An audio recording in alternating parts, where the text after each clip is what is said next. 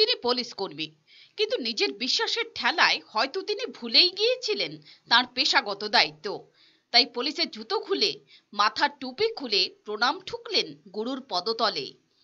শিশু উদ্যানে রবিবার বসেছিল অনুকূল ঠাকুরের উৎসব। রাজ্যের মন্ত্রীরা উপস্থিত হয়েছিলেন সেখানে। তাদের নিরাপত্তার জন্য নিয়োজিত ছিলেন পুলিশ কর্মীরা। তাদেরই একজন রবিবার পুলিশের জুতো খুলে উঠে পড়েন মঞ্চে। তার মাথার টুপি খুলে বারবার মাটিতে মাথা ঠেকে প্রণাম করলেন গুরুদেবকে। দেখুন সেই ভিডিও।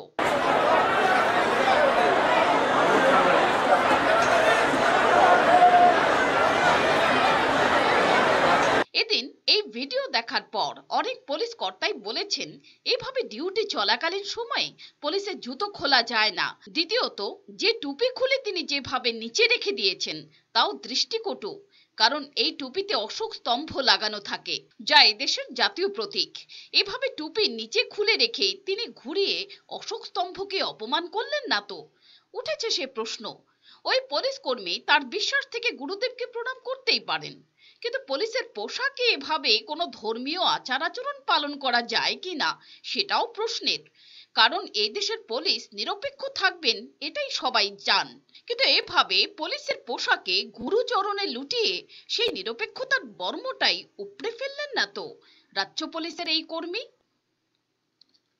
ফিওর রিপোর্ট, চ্যানেল দিনরাত।